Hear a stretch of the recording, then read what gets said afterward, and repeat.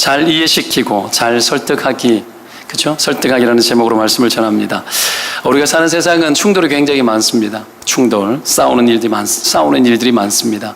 왜 충돌이 많으냐 하면 서로가 가지고 있는 생각들이 차이가 많기 때문에 그래요. 그래서 생각의 차이가 있으면 충돌이 일어나고 부딪히기도 하고 그런 겁니다. 특히 이런 것이 많이 일어나는 환경이 어디냐면 종교적인 일이 있을 때, 종교적일 때, 이럴 때 이런 것 가지고 많이 부딪힙니다. 예전에 그 한국 교회사에 있었던 이야기들 중에 하나가 그런 거 아닙니까? 뭐 드럼을 쳐도 되냐 안 되냐부터 시작해서 피아노를 옮기는데 하도 옮기는데 무대 가까이 옮기는 것이 반대가 심해서 하루에 몇 센치씩, 일주일에 몇 센치씩 그렇게 실제로 그렇게 옮겼는데 모르더래요. 참, 제가 예전에 있던 교회에 에피소드가 하나 있는데, 그 찬송가 경연 대회를 한 거예요. 찬송가 경연 대회를 했는데, 여러 팀이 나왔었어요. 나와가지고 찬송가 경연 대회를 했는데, 복음성가는 안 된다. 찬송가만 해라. 그렇게 했거든요. 근데 재미난 것은 결과가 나왔는데 그때 나온 팀 중에 한 팀이 복음성가를 불렀는 거예요. 근데 너무 은혜가 됐는지 아니면 복음성가인지 찬송가인지 잘 몰랐는가 그 사람들이 1등해서 그러니까 우리가 가지고 있는 틀들이라는 것이 굉장히 우리로 하여금 사고를 굉장히 제한시키고 유연하게 하지 못하게 만들어요. 그러다 보면 서로 부딪히고 또 의견 차이 때문에 서로 싸우기도 하고 그렇게 되는 거죠. 특히 종교적인 일에, 신앙적인 일에는 더더욱 그럴 가능성이 많습니다. 우리가 베드로가 고넬료의 집에 이제 복음을 전하고, 이방인이었죠. 이방인 고넬료의 집에 복음을 전하고 복음을 전할 때 성령이 임했어요. 하나님이 그들도 이방인들도 구원하시기로 결정하신 그 결정적 사건이죠. 그 일이 터졌습니다. 하나님이 이스라엘과 이방인 사이에 가로막고 있던 담을 허문 사건이고, 온 세상을 하나님께서 구원하기 위한 그 모든 큰 뜻을 시작하는 어떤 상징적인 의미와 실제적인 사건이었습니다. 그러나 문제는 뭐죠? 예루살렘 교회가 이것을 받아들이지를 못했습니다. 못 받아들인 거죠. 그래서 베드로가 예루살렘에 이제 드디어 도착을 했습니다. 원래는 사마리아를 탐방하러 갔었습니다. 사마리아에 갔다가 이방인에게 복음을 전하는 것은 전혀 다른 문제였어요. 오는 중에 터진 이 사건들이 정리되어지고 이제 예루살렘으로 도착을 했는데, 베드로가 도착을 하자마자 이방인과 교제하고 밥 먹었다고 예루살렘 교회에 있는 사람들이 베드로를 비방하고 공격하기 시작을 했습니다. 밥 먹는 것 때문에, 이방인들하고 대화하고 밥 먹었다라는 것 때문에. 실제로 밥 먹는 것 자체가 심각한 문제였죠. 유대교적 입장에서 보면은 이건 당연한 비난입니다. 그래도 아쉬운 것이 좀 있습니다. 우리가 오늘 읽었던 1절에서 3절을 보면 유대에 있는 사도들과 형제들이 이방인들도 하나님의 말씀을 받았다 함을 뭐 했어요? 보고받았어요? 베드로에게 들었어요? 들었죠. 들은 겁니다. 여러분, 이 소식을 듣고 하나님께서 이방인들도 다 구원하시구나. 이제 우리가 가지고 있는 틀과 편견을 버리고 이방인들도 우리가 받아들이자. 이렇게 좀 유연하게 접근을 하면 얼마나 좋았겠습니까? 그런데 이런 여지가 전혀 없는 거예요. 베드로를 그냥 비난합니다. 그리고 여러분, 베드로가 예루살렘에 도착하기 이전에 이미 이 소식이 알려졌어요. 그러니까 다 알고 있는 거죠. 세상을 보면 언제나 그렇습니다. 좋은 것보다 여러분 나쁜 게 더 빨라요. 긍정보다 부정이 훨씬 속도가 빠릅니다. 베드로가 도착하기 이전에 이미 베드로가 이방인들과 밥 먹었다는 소문이 예루살렘에 파다하게 번진 거예요.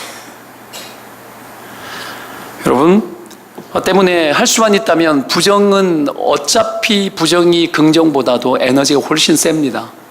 세기 때문에 할 수만 있다면 부정은 더딘 게 좋고 느린 게 좋습니다. 듣기는 속히하고 말하기는 더디하라. 성경 그렇게 이야기하고 있죠. 가끔씩 부정적인 감정과 부정적인 이야기를 한번 툭 던져버리면 삽시간에 완전 초토화되어 버리는 경우가 있어요. 사람 마음 다 흔들려 버리고, 그리고는 어떡합니까? 사람들의 생각이 그 사람의 생각에 막 집중하기 시작해요. 그래서 사람들에게 주목받기 위해 가지고 하는 방법 중에 하나가 부정의 언어를 쓰는 거예요. 큰 일이 있는 것처럼 말하고, 내가 뭔가 이상한 걸 알고 있는데 들어보지 않겠냐고, 부정적인 걸 가지고 막 이야기를 하는 거예요. 그걸 가지고 때로는 공동체를 어지럽히기도 하고 사람들의 마음을 혼란하게도 만드는 아주 귀한 방법으로 그렇게 쓰죠. 부정의 말을 많이 하는 사람을 가까이 하지 않는 게 좋습니다. 그건 잠언서의 교훈입니다. 그리고 내가 부정의 말을 하지 않는 게 좋습니다. 여러분, 하나님의 뜻이고 긍정적인 것일 때도 긍정적인 것도 쉽게 잘 못 받아들입니다. 그렇기 때문에 우리는 부정과 긍정 속에서 우리는 늘 놓여 있지만, 할 수만 있다면 성경적 긍정을 하는 것이 좋고, 모든 부정은 정말 지혜로워야 할 수 있는 겁니다. 여하튼 이런 어떤 이 발빠른 이 소문들, 그래서 베드로가 오자마자 공격을 받게 됩니다. 좀 어리석게 보여집니다. 본질은 생각하지 않고 영혼이 왜 살고 죽게 되는지, 복음의 향방이 어디로 흘러가고 있는지 생각하지 않습니다. 구원에 관심이 별로 없고 왜 그들과 밥 먹었느냐에 대해서 따지기 시작을 합니다. 제가 알고 있는 어떤 전도사는 교회에서 이게 불량 청소년들도 많고 이러니까 막 애들 막 담배 피고 막 이런 데서 걔네들 스타일대로 막 옷 입고 전도사가 그렇게 같이 막 일해 하고 있다가 그게 소문이 난 거예요, 교회에. 그래서 걔네들과 함께 시간을 보낸 건데 담배 피고 있었다 이렇게 소문이 잘렸어요. 사실과 전혀 다르게.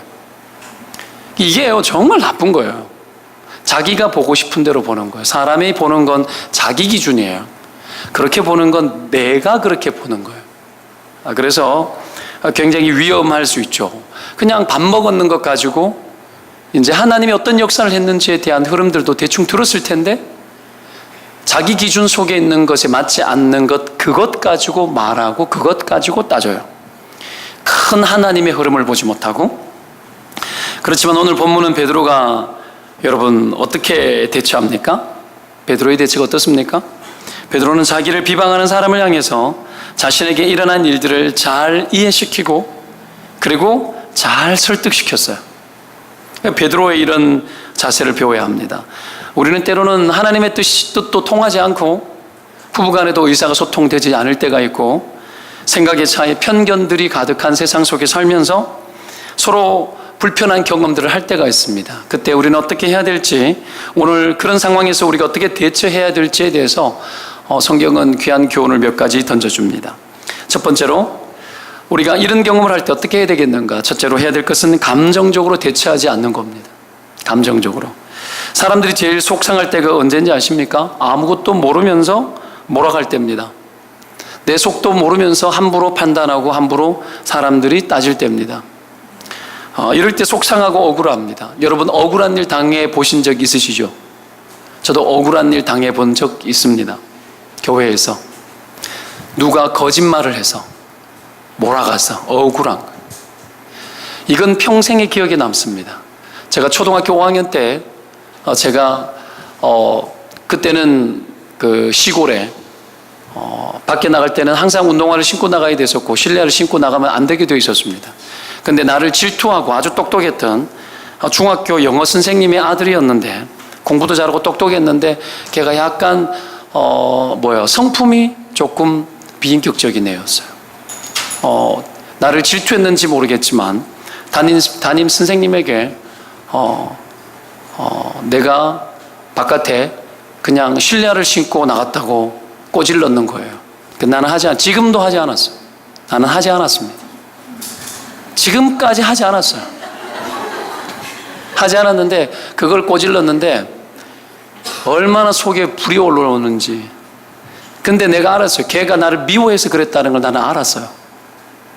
저를 한번 보십시오. 제가 미움 사게 생겼는가? 저는 미움 살 짓 안 해요. 그랬어요. 그 선생님 앞에 데리고 가서 고자질을 한 거예요.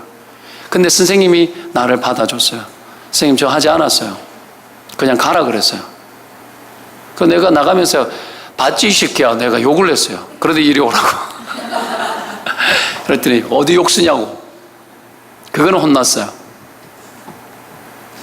여러분, 그런 억울한 거 아닙니까? 그게 여러분 안 지워져요. 제가 초등학교 5학년 때 기억이지만 안 지워져요. 내 친구 하나가 돈 150원 떼먹은 거 아직도 기억해요. 초등학교 5학년 때의 일입니다. 여러분, 억울한 건요, 기억 속에서 안 지워집니다. 회복이 되어져도 생각이 남아있어요. 왜? 억울했기 때문에. 이 베드로가 이 상황이 얼마나 억울한 일이겠습니까? 속상하죠. 분노가 올라오고 피가 거꾸로 막 올라와요. 사회생활을 하다 보면은 모함당할 때 있어요. 집단주의에 의해서 누구 하나 좀 특출나고 이러면 어떡해요? 나쁜 놈 만들어버리기 십상이에요. 조직 체계 자체가 굉장히 나빠요. 이런 일들은 흔하거든요. 참 답답합니다. 그런 일을 당할 때 여러분 분노가 올라오죠. 게다가 이 시대는 그런 억울한 일을 당한 분노뿐만이 아니라 분노 조절 장애라 그러죠. 분노 조절이 잘 안 되는 아이들이 인내심이 없어요. 왜 그렇죠? 너무 강박적으로 바뀌어 있습니다. 뭡니까? 스마트폰, PC 이런 것들을 너무 많이 보면 중독 현상이 일어나고 전두엽이 파괴됩니다. 전두엽이 파괴되면 전두엽이 하는 기능이 떨어집니다. 뭐죠? 암기를 했는데 공부를 했는데 출력이 안 되는 일이 일어나요. 그리고 인내하는 조절하는 기능들이 약해집니다. 그리고 중독 현상이 있는 사람들은 강박이 심하고 조절이 안 돼요. 그래서 인내심이 약하고 그게 뭐예요? 그냥 자기도 모르게 그냥 이미 그러고 있는 거야. 그러니까 분노 조절이 안 되는 거예요. 그렇게 아이들이 이 시대를 날 때부터 그 PC, 컴퓨터를 끌어안고 태어났기 때문에 아기 때부터 핸드폰을 보고 자라잖아요. 막 지어주면 안 돼요. 아이들 인내심 다 떨어져요. 성질 다 버립니다. 분명히 말하지만 성질 다 버려요. 무조건 최대한 늦추고 안 주는 게 좋은 게 맞습니다. 맞습니다. 분노 조절이 안 돼요. 인내가 안 된다는 얘기는 분노 조절이 안 된다는 얘기예요. 화가 나도 인내를 못하고, 그렇죠. 기다려야 되는데 못 기다려요. 요즘 애들이 흔히 하는 말이 뭔 줄 알아요? 아이들 양육하다 보면은 잠시를 못 견디고 계속 심심하대요. 계속 심심하대요. 심심해도 되거든요. 나는 어릴 때 심심한 게 이상하다 생각하지 않았어요. 근데 심심하면 아이들이 못 견디는 거예요. 도구 의존적인 거죠. 계속 의존되어지는 겁니다. 그러다 보니까 뭔가를 의존한다는 얘기는 못 견딘다는 얘기예요. 인내심이 떨어지고. 이런 분노 조절 장애가 지금 시대는 파다합니다. 여러분, 모두가 뭘 싸우려고 준비하고 있는 것 같다는 느낌들이 막 들어져요. 특히 길거리 나가면 더 그렇죠. 저도 막 차만 타면 올라오는 게 있습니다. 질서를 지키려고 애를 쓰는데 너무 무질서하고 너무 여러분 위험하게 운전도 하고 거의 막 목구멍 끝까지 10cm가 올라와요. 막. 이 10cm가 뭔 줄 알죠? 욕이에요. 10cm 막 이런 게 올라와요. 욕이 막 올라오는 거죠. 저놈의 새끼들 막 올라오는 거죠. 이게 속 터지는 거예요. 막 갑갑한 거죠. 왜 이런 걸까요? 알고 보면 나도 원칙이 강한 사람이니까 그런 거예요. 나쁜 건 아니지만 그게 너무 강하면 이 시대에 정말 살기 힘들어요. 유연해야 되고, 그렇지 뭐 바쁘지. 그렇지 그럴 수 있지. 이게 어느 정도 되어지지 않으면 보는 것마다 욕해야 되고 보는 것마다 싸워야 되고 보는 것마다 여러분 피가 거꾸로 올라오는 거죠. 좀 유연해야 돼요. 인간이 그렇지. 저래 운전하다가 다른 사람 안 죽고 지만 죽도록 기도하고. 여러분, 그게 어떻게 보면은 참 웃기는 이야기지만 그럴 수밖에 없는 거에 이 세상 아닙니까? 그러니까 이런 일들이 흔한 거예요. 흔한 거예요. 여러분, 감정을 쏟아붓는다고 해가지고 그것만으로 풀어지지 않아요. 내가 감정 막 쏟아붓는다고 해결됩니까? 억울한 일을 당하고 생각의 차이가 났을 때 막 나를 공격해요? 감정적으로 대처하고 안 돼요. 냉철해져야 됩니다. 냉철해져. 길거리에서 막 차 때문에 막 신랑이 버리면 막 싸우고 싶죠. 근데 어떡해요? 절대 싸우면 안 돼요.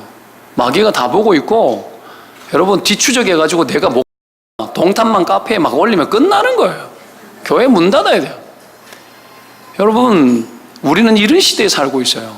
굉장히 위험하고, 그렇지만 굉장히 취약한, 그러면서 굉장히 조절을 잘 해야만 하는 사람들이 여러분 공격을 못 해가지고 안달 났지 않습니까?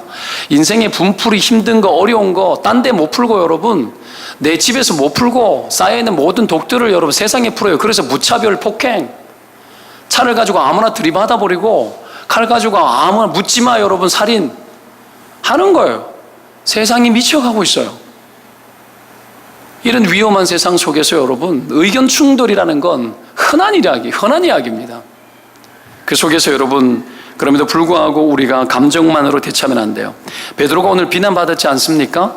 내가 무할레자의 집에 들어가 함께 먹었다고 합니다. 왜 갔는지, 무슨 일이 있었는지, 거기에서 어떻게 일이 진행됐는지 안 물어요. 안 묻고 내 기준에 안 맞는 것 가지고 따지는 거죠. 감정 대처합니까? 베드로가 이야기 듣고 안 하죠. 베드로가 원래 여러분 다혈질 사람이잖아요, 그렇죠? 감정 대처, 다혈질 사람들이 여러분 감정 제일 빨리 올라오죠. 확 올라오는 겁니다, 파도처럼. 여러분, 그런데 어떻게 베드로가 이렇게 차분해졌습니까? 딴 거 없습니다. 성령이 그를 바꾼 겁니다. 여러분, 성령은 우리의 지성, 우리의 여러분 감성, 의지, 우리의 모든 것을 통합하는 영성까지 성령께서 다루신다는 걸 믿으시기를 축원드립니다. 성령 충만해야 돼요. 성령 충만하려면 말씀과 기도 속에 일체의 부지런함으로 들어가지 않으면 성령 충만할 수 없어요. 그거 없이 어떻게 여러분 감정 대치하지 않고 냉철하게 이 땅을 살 수 있단 말입니까? 여하튼 여러분, 베드로 잘 알죠? 예수께서 잡히시던 날 밤에 여러분, 예수님 잡으러 왔던 사람들이 몽둥이 들고 왔을 때 베드로가 칼을 빼서 말고의 귀를 쳐버리지 않습니까? 베드로는 굉장히 충동적이고 다혈질적인 사람이에요. 칼로 망하는 사람, 칼을 쓰는 사람 칼로 망한다, 예수님 그러면서 말고의 귀를 고쳐주죠. 베드로가 그랬던 사람이에요. 공격받으면 못 견뎌요. 이기고 말지, 싸워버리고 말지. 여러분, 감정 대응하지 않습니다. 베드로는 여러분 뒤처지는 거 싫어하는 사람이에요. 항상 앞서 나가기를 원하는 사람이고, 자기가 공격당하는 거, 무시당하는 거 여러분 견디기 힘든 사람이죠. 그런데 감정 대응하지 않죠. 왜죠? 성령의 사람이 되었으니까, 예수님 만나 거듭났으니까. 여러분, 감정의 사람이 되지 마시고 영감 있는 사람이 되시기를 축원드립니다. 여러분, 그것이 우리의 감정을 통제할 수 있는 힘을 부여합니다. 여러분, 마귀가 공격하기 제일 좋은 환경이 뭐죠? 제일 좋은 환경은 감정 조절 안 되는 거예요. 감정 조절 안 되는 사람 공격하기 왜 좋죠? 싸우게 하니까. 싸우게 하는 게 마귀가 하는 일이에요. 이간질 시키는 거예요. 공동체 깨트리는 거죠. 사람 미워하게 하는 거, 사람에게 죄짓게 하는 거, 그게 마귀 일이죠. 그러니까 감정 조절 안 되는 사람 마귀가 붙들고 많이 사용합니다. 그래서 여러분, 이런 환경들이 열리지 않도록 조심해야 됩니다. 그래서 성경은 해가 지도록 분을 품지 마라 이렇게 이야기합니다. 해가 지도록 분을 품었는데 해가 지나가면 분에서 그치지 않고 우리 안에 여러분 이 견관진이 만들어져요. 분을 품고 있으면 그 분을 일으켰던 사람에 대한 삐뚤어진 정보를, 분을 품고 하루를 보내면 삐뚤어진 정보를 내 안에 확신시켜요. 그래서 프레임이 만들어져요. 저 사람은 저런 인간이야. 딱 만들어져요. 그러나 분을 품거든 해가 지기 전에 풀어버리면 사람에 대한 악한 평가를 그칩니다. 여러분, 풀어내시기를 축원드립니다. 부부지간에도 싸우면 여러분 잠자리 들기 전에 침대에서 등 돌리지 말고, 너는 안방 나는 거실 이런 거 하지 말고 자기 전에 풀어야 돼요. 자기 전에. 여러분, 그런 은혜가 있기를 축원드립니다. 이래야죠. 감정 대처하면 안 되는 겁니다. 여하튼 간에 혈과 육의 전쟁이 막 일어나도록 감정을 여러분 막 불을 지피는 게 마귀예요. 때문에 비난받고 공격받을 때에 감정 대처하면 문제가 커지고 진짜 심각해지는 겁니다. 한나가 성전에서 기도하고 있는데 엘리 제사장이 술을 끊으라고 이야기하잖아요. 사실 열받는 이야기예요. 기도하고 있는데 여러분 술 취했다고 몰아가지 않습니까? 한나가 감정으로 싸워요? 아니죠. 자기 마음을 차근차근 설명을 하죠. 그랬을 때 엘리가 기도해줬고, 그 타락한 엘리 제사장이 기도했을 때 그럼에도 불구하고 아이가 여러분 들어섰지 않습니까? 감정 대처를 능력 있게 하면 하나님이 축복하실 줄로 믿습니다. 부부 간에도, 가족 간에도, 성도들 간에도 감정 싸움이 있는데 그걸 오랫동안 내버려 두는 사람 제가 많이 봤어요. 성질 전부 다 어지간해. 빨리 풀어버려야 돼. 빨리 풀어야 되는데 그거 쌓아놓으면, 미안한 이야기지만 감정의 독을 쌓아놓으면 누구에게 해가 돼요? 나 자신에게 해가 돼요. 병 생겨요. 암 생겨요. 암 생기면 그럴 거예요. 오늘 내가 여러분 감정 싸움하고 분노를 품고 내가 화해 안 하면 내 몸에 암 생기는데 할 거예요? 안 하시기를 바랍니다. 진짜로 그런 게 쌓이면 몸에 병 생겨요. 제가 내적 주사역을 했지 않습니까? 감정의 분노, 이 모든 것들을 갖다가 잘 대처하지 못했던 사람들, 심한 충격 속에서 못 풀어냈던 사람들이 여러분 6개월이 지나고 1년이 지나고 2년이 지나면 암 생겨요. 저는 많이 봤어요. 몸에 따른 것이 고장이 막 나요. 여러분 예를 들면 오늘 내가 싸우면 내일 암 생긴다. 여러분 화해 안 하겠어요? 그런 정신으로 화해를 하라고. 그런 정신으로. 이거는 여러분 완전한 진리까지는 아니지만 거의 사실이에요. 거의 사실입니다. 저 옆에 사람 축복합시다. 우리 좀 잘 살아봅시다. 화해합시다.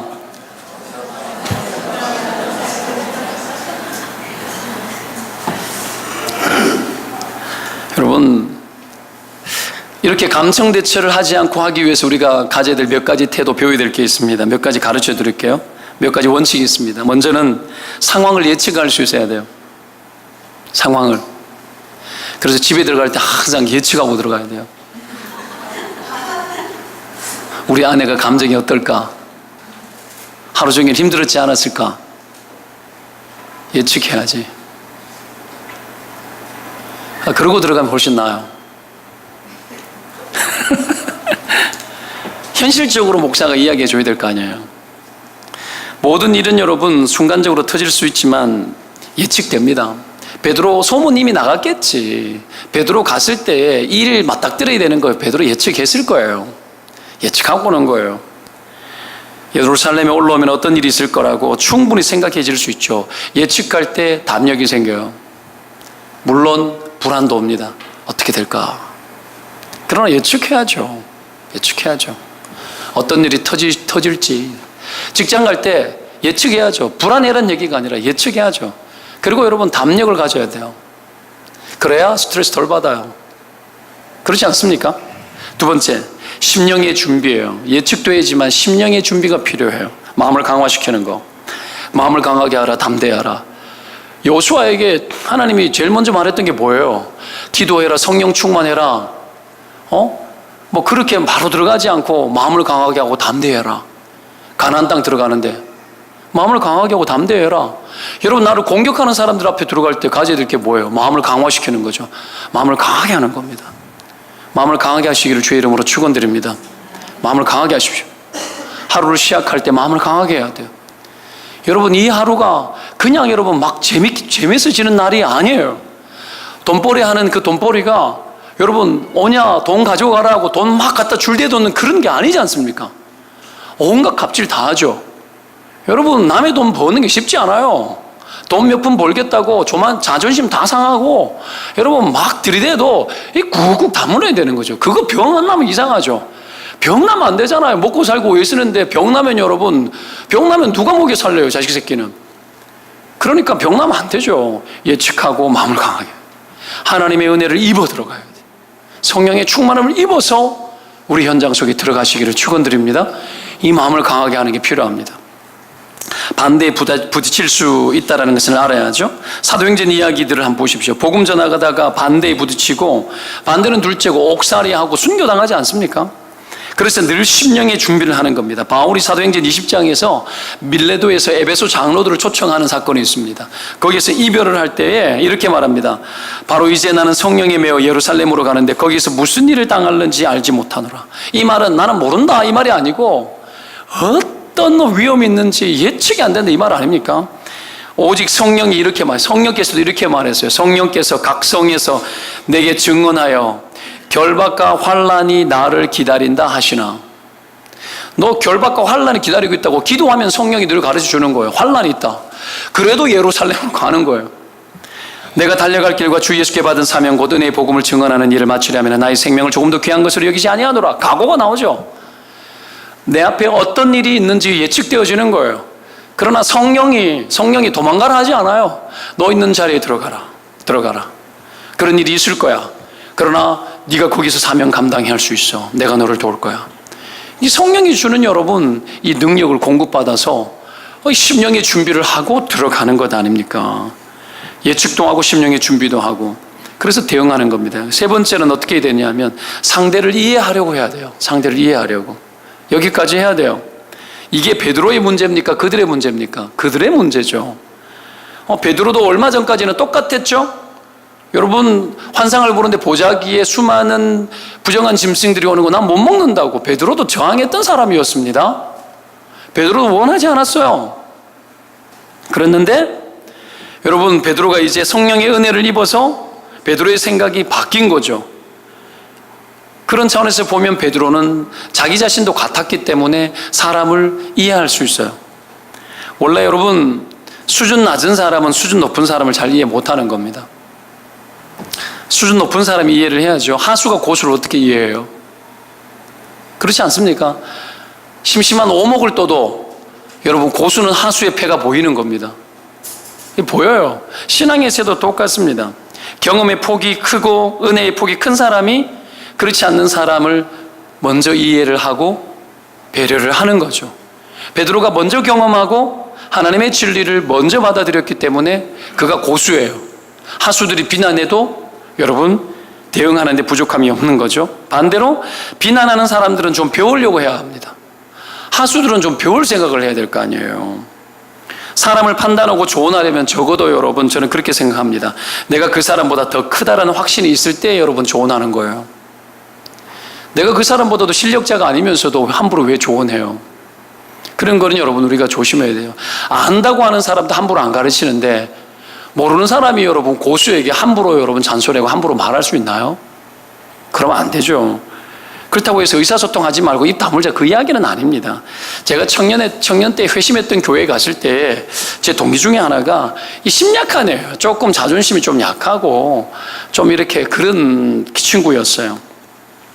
어디를 보나 내가 자기보다 좀 탁월한 면이 많고 좀 그랬어요.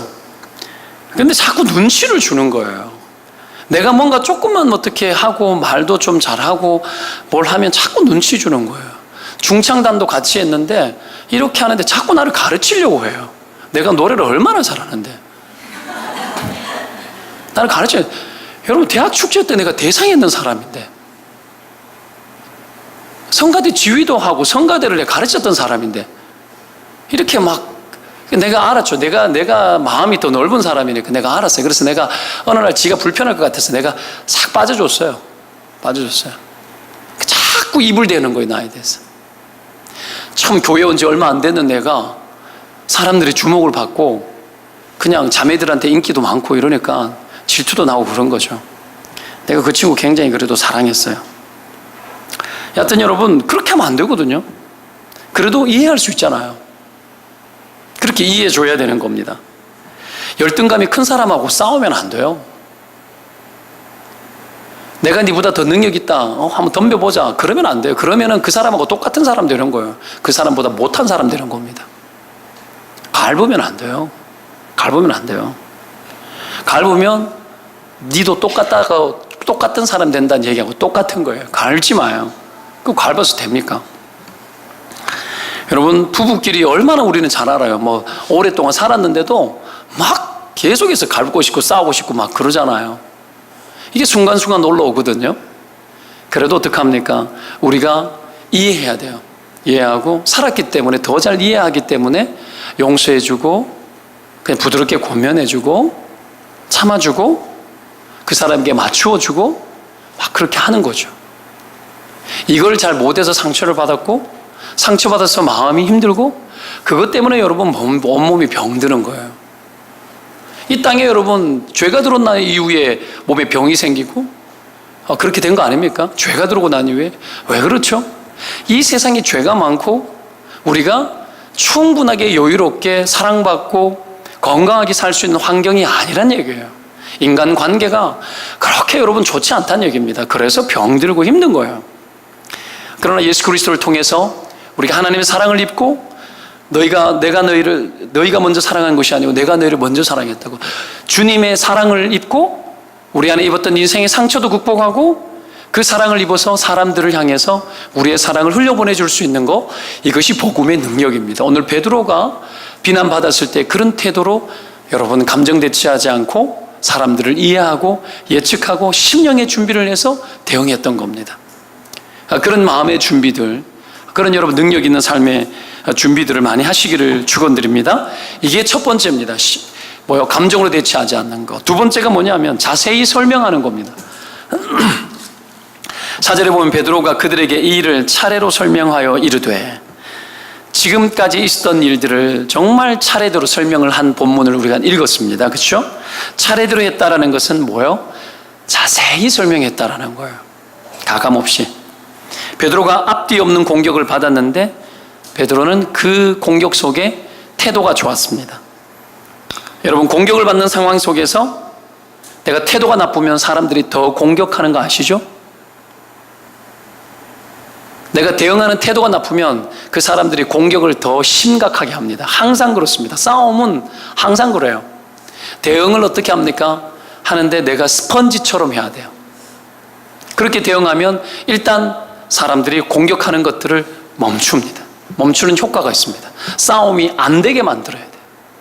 막 나를 공격하는데 어쩌고 저쩌고 하는데, 그래, 나 때문에 화났어? 이러버리면 싸움이 안 되는 거예요. 싸움이 안 되는 거예요. 예전에 어떤 목사님이 나에게 막 충고한다고 막 충고를 했어요. 마음이 힘들었어요. 그렇지만 하루가 일주일이 힘들었구나. 한 일주일이 힘들었어요. 충고를 한다고 막 했는데 내가 마음에 말씀하라고. 그래서 들었어요. 그리고 나중에 끝나고 난 후에 이렇게 이야기했어요. 더 할 충고 없냐고. 다 해도 된다고. 내가 자기보다 훨씬 고수예요. 지는 못 견뎌가지고 말했거든. 잘못된 정보를 가지고. 그러니까 여러분, 스펀지처럼 이 싸움이 지도록 브레이크를 걸어야 돼. 브레이크를. 여러분, 그것을 위해서 여러분 일단은 초기 대응을 잘 하고요. 그런 이후에 해야 될 게 뭐냐면은 자세히 설명하는 겁니다. 공격받는 상황 속에서 설명하는 것은 쉽지는 않습니다. 같이 쌈박질하는 게 정상이죠. 그런데 11장을 보면 11장의 내용이나 10장의 베드로가 경험했던 그 내용이나 거의 똑같습니다. 말들, 표현들 거의 똑같아요. 여러분, 공격받는 상황 속에서 설명을 잘하는 이런 침착한 태도를 우리가 좀 배워야 되는데요. 감정 대응하면 생각 안 나요. 생각 안 나요. 다 잊어먹어버려요. 남의 이야기를 잘 듣는 것도 중요하지만 남에게 설명을 잘하는 것도 여러분 배워야 되죠. 이런 사람이 되려면 몇 가지 또 전제돼야 될 것이 있습니다. 첫 번째가 뭔지 아십니까? 겸손해야 돼요. 설명을 잘하려면. 자세히 설명하는 건 여러분 겸손해야 할 수 있어요.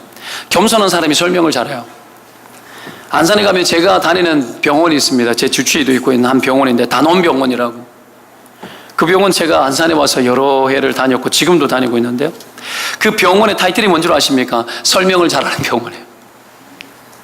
전화를 하면 네, 설명을 잘하겠습니다. 설명을 잘하는 병원 단원병원 내과 누구입니다. 이렇게 씁니다. 하도 들어가지고 귀에 익었어요. 설명을 잘하겠습니다. 전화 따가면 설명을 잘하겠습니다. 처음에는 뭔 생뚱맞게 뭔 설명을 잘하겠습니까? 사랑합니다 이것도 아니고 설명을 잘하겠습니다. 근데 설명을 진짜 잘해요. 설명을 잘합니다. 설명을 잘해가지고 진료 시간이 좀 긴 때가 있어요. 제 주치의는 설명을 너무 잘해줘가지고 계속 설명해요. 목사님 이러면 안 됩니다. 그 사람 예수 믿는 사람 아니에요. 목사님 이러면 안 됩니다. 이렇고 저렇고 이렇고 저렇고 계속 잔소리해요. 계속 잔소리하고 이래 하면 죽어요. 안 돼요. 목사님 목사생활 개척교회 하면 안 된다고. 내보고 개척교회만 하면 안 돼. 개척교회 힘들다는 이야기를 들었거든요. 개척교회 그거 스트레스 되게 많은 걸로 알고 있는데 목사님 개척교회 한다. 개척교회 하지 말라고. 내보고 하면 안 된다고. 죽을 수도 있다고. 여러분, 내가 죽을 수도 있다는 경고를 받고도 제가 개척을 한 거예요. 죽을 줄 알고도 예루살렘에 올라갔던 바울의 심정을 한 거예요. 설명을 아주 잘해줘요. 협박도 아주 잘하고. 여러분, 설명을 잘해주면, 의사가 설명을 친절하게 해주면 기분 좋아요, 나빠요? 좋아요. 근데 어떤 의사들은 공합적이에요. 어디가 아픈데 자, 약 먹으면 된다고 이러고 줘버려요. 그냥 가라고. 설명 못하면 설명을 제대로 안 해주면 답답한 거예요. 다 아는 척하고 우리는 모른다 생각해요. 얼마 전에 요 근처 병원에 우리 레이가 뭐 좀 아프다고 갔더니만 막 우리 레이 보고 신우신염이라고 2주간 입원하라고. 나쁜 놈이. 지 마음대로야. 내가 그 의사 제자, 우리 교회 다닐랬던 의사 제자가 저 소록도 가는 바람에 못 왔는데 내가 전화했죠. 전해가지고 누구야? 이렇다. 그러니까 목사님 신장이 신우신염이 있으면은 탁 치면은 몸이 앞으로 튕겨나갈 만큼 아파요. 그리고 왼쪽 오른쪽 신장이 두 개니까 이쪽도 들어보고 저쪽도 들어봐야 되는데 두 쪽 통증이 비슷하면 신우신염 아니라고. 그리고 의사의 진료 방식은 입으로부터 시작해서 목구멍부터 시작해서 쭉 내려가는 패턴이 있는데 그걸 딱 이야기를 딱 해주면서 하는 이야기가 내가 야 이렇다. 오줌이 잤나요? 아니면은 오줌을 누를 때 어떻게 통증이 심하나요? 몇 가지 이야기하더라고. 아니 그랬더니 그러면 그거 아니에요. 혹시 그 의사 바꿔줄 수 있나요? 이렇게 이야기하더라고. 아니 이야기했죠. 그런 거예요. 설명을 잘 해주는 거예요. 설명. 이 설명을 잘 안 해주고 그냥 어디 등 쳐먹으려고 그래가지고 검사해야 된다고. 독감 검사해보자고. 독감 하지 않아도 되는데 독감 검사해보자. 무슨 독감 검사를 해. 그러니까 막 병원 돈 벌려고 막 하는 거예요. 그게 환자를 위한 게 아니지. 겸손하지 않는 거예요. 설명을 제대로 안 해주는 이유는 뭐예요? 거짓이 많기 때문이에요. 설명을 자세히 해줘야 되는데. 여러분 그런 거죠. 설명을 자세히 해준다는 얘기는 뭐예요? 상대를 소중히 여기는 겸손한 마음이 있는 겁니다. 우리가 여러분 그런 게 필요합니다. 얼마 전에 몇 달 됐는데 마더와이즈 팀들 데리고 서울 양화진의 선교사 묘지를 방문한 적이 있었습니다. 예전에 제가 갔을 때는 어떤 전도사님이 해주셨는데 정말 감동적이었어요. 근데 이번에 갔더니 막 영상을 먼저 보고 가서 설명을 하는 자원봉사자 우리 뭐 집사님, 권사님 같은 분이 그 교회에 이렇게 나와서 설명을 하는데 감동이 하나도 없는 거예요. 감동이 하나도 없는 거예요. 이거는 여러분 예전에 감동이 10분의 1도 안 되는 거예요. 나도 그 정도도 내가 하면 그보다 더 낫게 하거든요. 내가 좀 답답했어요. 그 사람 탓하는 것이 아니라 그 사람은 그냥 나름대로 성실하게 했어요. 근데 느껴지는 게 뭐냐면 사람이 좀 간절해야 되거든요. 설명을 잘 해줘야 나를 위한다고 생각이 들어져요. 그런 거예요. 그래서 내가 설명을 시작하게 하면 그 사람들을 위하는 거예요. 이 베드로가 거기에 있었던 이야기를 설명을 차분하게 하기 시작했다는 건 그 사람들을 위해서 하는 거예요. 이게 겸손한 마음이 필요한 겁니다. 근데 마음이 겸손하지 않으면 공격당했기 때문에 여러분 분이 올라오죠. 설명하고 싶은 생각, 에이 취하라. 성령이 원하는 대로 나는 했는데 됐어. 너들은 알 필요도 없어. 이러고 끝내버리면 되잖아요. 근데 베드로 그렇게 하지 않는 겁니다. 차분하게 설명을 잘하는 겁니다. 여러분 그래서 겸손한 심령이 될 필요가 있고요. 은혜를 입어야 이게 가능해요. 그리고 또 한 가지 필요한 게 뭐냐면 정보를 충분히 숙지하는 거예요. 잘 알아야 잘 전달할 수 있을 거 아니에요. 모르고 설명 못하지 않습니까? 그렇죠? 사람은 자기 기억을 의존할 때가 많거든요. 기억에 의존하고. 그런데 여러분 기록이 기억을 지배합니다. 베드로가 여러분 오늘 내용을 전달하는 것들 이 모든 것들을 보면 거의 여러분 싱크율 10장과 11장의 싱크율이 거의 여러분 퍼펙트합니다.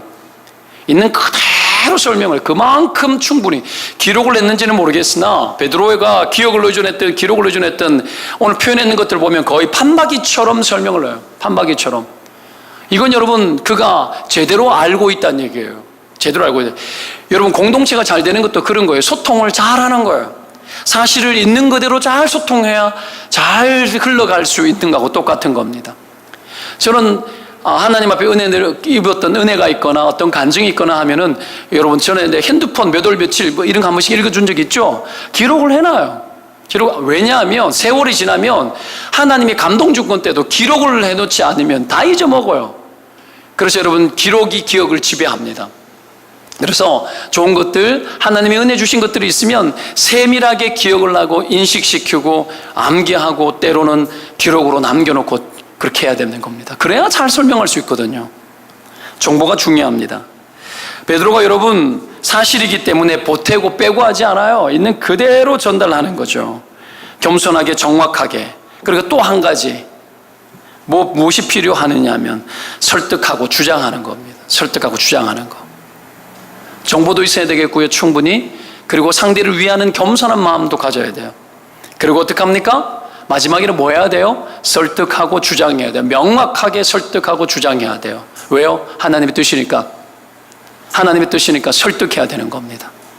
목사가 여러분 해야 될 게 뭔 줄 아십니까? 설교를 통해서 설교는 설득이에요. 하나님의 뜻을 설득하는 거예요. 이게 맞다라는 거예요. 이렇게 가면 된다라는 거예요.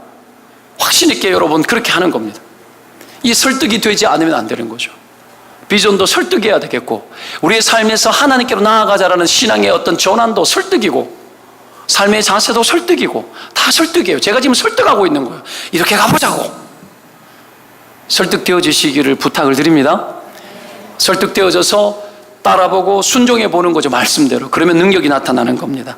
베드로가 여러분 오늘 명확하게 확신 있게 전달을 합니다.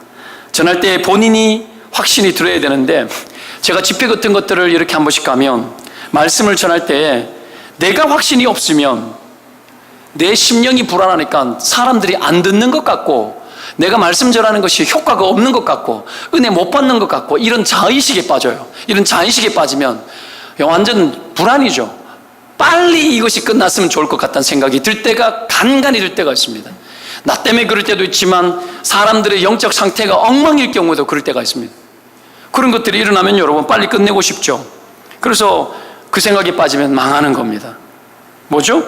베드로가 여러분 오늘 보십시오. 17절에 뭐라고 이야기합니까? 내가 누구에게 하나님을 능히 맡겠느냐 하지 않습니까? 하나님이 시작한 일이기 때문에 나는 막을 수가 없고, 나는 하나님이 원하는 대로 순종할 수밖에 없었고, 이거는 하나님의 뜻이다라는 거예요. 그러니까 명확하게 전달하는 겁니다. 이런 확신을 가져야 우리가 여러분 사람을 설명할 수 있습니다. 이 세 가지가 같이 잘 다루어져서 여러분 하나님의 뜻을 설명하고 설득하는 겁니다. 예수님을 전할 때도 여러분 우리가 하는데 이런 태도가 필요합니다. 교회 앞 대도로에서 내려가면 여러분 저 앞에 버거킹이 지금 생기고 있습니다. 버거킹. 여러분 버거킹 좋아하십니까? 그 옆에 토니 버거라고 있습니다. 제가 가장 최근에 몇 끝난 지 여러 달 지났지만은 월계수 양복점 차인표가 났다는 이유 때문에 제가 그것을 봤습니다. 차인표 나는 건 봐줘야 된다. 왜? 예수 믿는 사람인데 시청률 높여줘야지. 근데 마지막에 차인표가 후회시키지 않더라고요. 자기 아내가 극중에서 늙어가지고 아이를 가지게 되었는데, 극중 마지막 편이었던 것 같아요. 그때 아이를 가졌다는 소리를 딱 듣고 극중에서 할렐루야 하는 게 나왔어요. 그것으로 저는 모든 위로를 다 받았어요. 내가 그 드라마를 본 그 위로를 주셨어요. 하나님 영광 받으시고 할렐루야 그 기도했어요. 하나님 이 땅의 모든 불임 여성들이 다 아이 갖게 도와주십시오. 할렐루야. 끝났죠 뭐. 근데 거기 보면 토니 버거가 나와요. 격중에 협찬.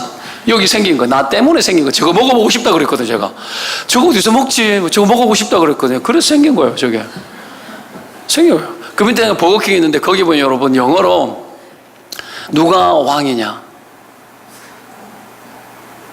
우리 신목사님 맏딸이 하경이가 호주에서 왔잖아요. 영어를 알잖아요.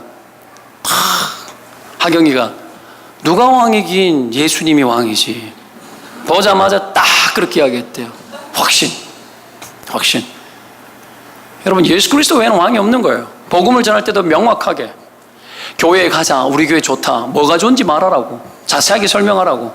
우리 목사님이 키가 크고 잘생겼고 나이가 40대 중년이 넘었는데도 몸매 아직 괜찮고 스타일리시하고 커피도 잘 내리고 여러분 말도 잘하고 사랑이 많고 막 이야기해. 우리 교회 가면 인테리어도 예쁘고 이태리에서 유학 간 사람들이 와가지고 인테리어 했고 성도들 진짜 관계 잘하고 주일날 교밥 정말 맛있다고, 교회 밥 정말 맛있다고, 교회 밥 먹으러 와도 된다고, 그리고 사랑이 많다고. 뭐가 사랑이 많은지 이야기를 하라고요.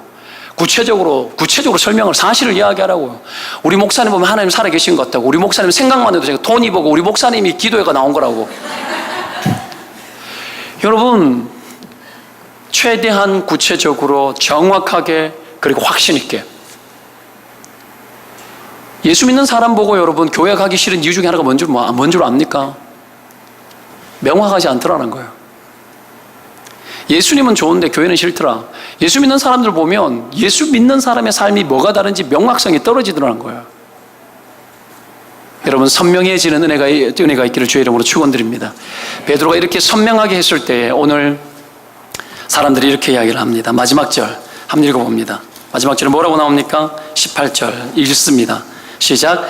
그들이 이 말을 듣고 잠잠하여 하나님께 영광을 돌려 이르되 그러면 하나님께서 이방인에게도 생명 얻는 해결을 주셨도다 하니라. 베드로가 이렇게 설명했을 때에 여러분 그들이 하나님의 뜻을 받아들입니다. 명확했을 때에 설득당했고 하나님의 뜻 앞에 설득당하고 그들은 따르기 시작합니다.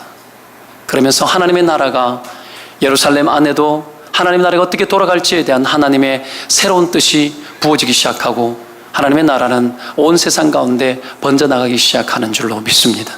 오늘 교회가 그런 교회가 되고 오늘 우리의 삶이 그런 삶이 되시기를 주의 이름으로 축원드립니다. 기도하겠습니다.